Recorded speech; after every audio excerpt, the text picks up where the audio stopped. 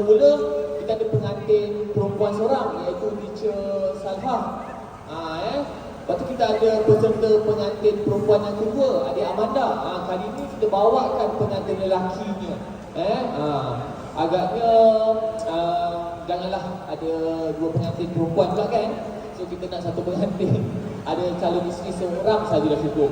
So kita bawakan calon juara seterusnya, juga calon suami pada tahun 2050 anda semua, iaitu bagi tepukan kepada adik Muhammad Syamin Fikwan dan Syafizan dari SK Metodis Seberang Perai Selatan. Majlis dengan segala hormatnya dipersilakan. Berikan tepukan buat adik Syamin.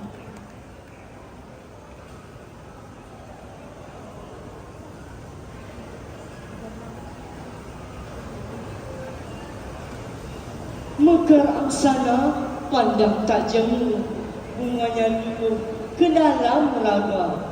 Buku laksana lautan ilmu, dasarnya penuh mutiara berharga. Assalamualaikum dan salam sejahtera. Saya Muhammad Syamin Fikran bin Safizan akan mengulas sebuah buku yang bertajuk Legenda Masuri karya Rubiah Yusuf. Buku ini dikarang menggunakan bahasa Melayu dan merupakan kisah jenis fiksyen.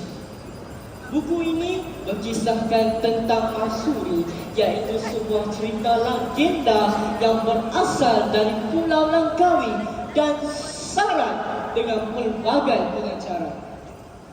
Masuri lahir dan dibesarkan dalam sebuah keluarga yang miskin, yang itu merupakan cahaya mata bagi pasangan Pandak Maya dan Endah Alam.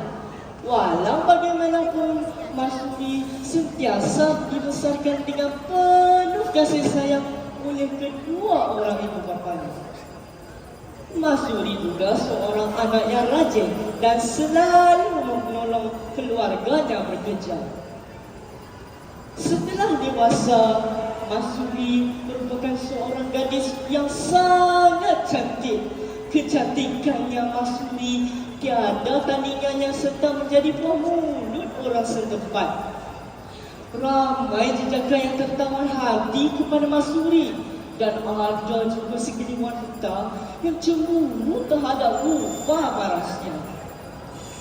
Kemasyhuran Masuri bukan saja tersebar di kampung Mawat dan Bukit Bulu Melaka, akan tetapi dikenali oleh seluruh penduduk Pulau Langkawi. Ramai yang iri hati kepada Masuri. Salah seorangnya adalah isteri penghulu yang bernama Wan Mahura. Tidak lama kemudian, Masuri jatuh hati dengan seorang pemuda di kampungnya yang bernama Kelana. Mereka berdua berkahwin dan dikurniakan seorang anak.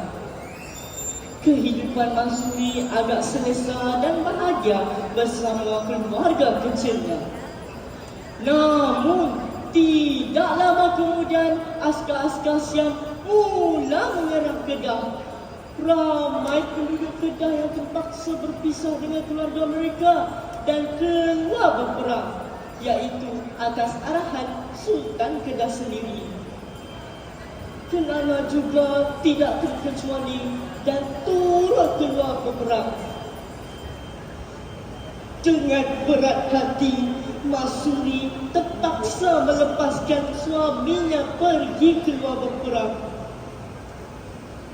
Masuri tinggal seorang diri, sentiasa menjaga tingkah lakunya sepanjang suaminya tidak ada di rumah. Suatu hari, seorang penjual kain telah datang ke rumah Masuri.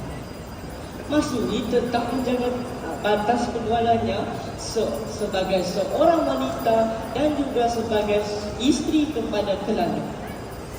Wan Mahura yang melihat kejadian itu terus menyebarkan fitnah kononnya Masuri berbuat perkara yang tidak baik. Penduduk kampung telah mempercayai kabar tersebut tanpa ada usul periksa. Wang Manghura bertambah gembira lagi apabila suaminya turut mempercayai kabar tersebut. Penghulu mahu menghukum Masuri tanpa menyiasat kebenaran cerita itu.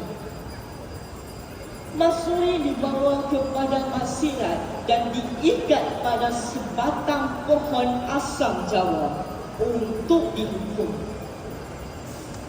Dengan menangis-nangis, Masuri menafikan tuduhan yang dilemparkan kepadanya.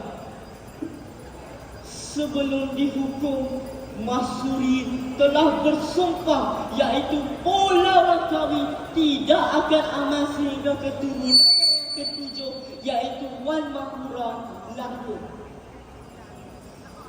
Penghulu yang tidak peduli itu terus menikam Masuri menggunakan sebilah keris, iaitu keris pusaka keluaran Masuri itu. Darah putih telah keluar dari tempat Masuri ditikam, membuktikan bahawa Masuri tidak bersalah. Penghulu dan penduduk kampung terkejut melihat perkara itu. Mereka turut berasa kesal kerana tidak membuat sebarang usul periksa sebelum menjatuhkan hukuman. Selepas kematiannya, askar-askar Siam telah menyerang Langkawi.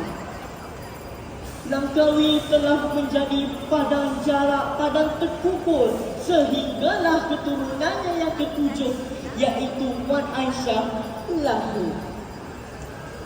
Pengajaran yang kita dapat diperolehi dari cerita buku legenda Masuri ini ialah kita haruslah berfikir secara rasional. Misalnya, kita haruslah menyiasat suatu perkara dengan teliti sebelum menjatuhkan hukuman. Akhir kalam, buku legenda Masuri ini perlu dijadikan teladan oleh seluruh golongan masyarakat. Baiklah, itu saja daripada saya. Sekian, wabillahi taufiq wal hidayah. Wassalamualaikum warahmatullahi wabarakatuh. Waalaikumsalam warahmatullahi wabarakatuh.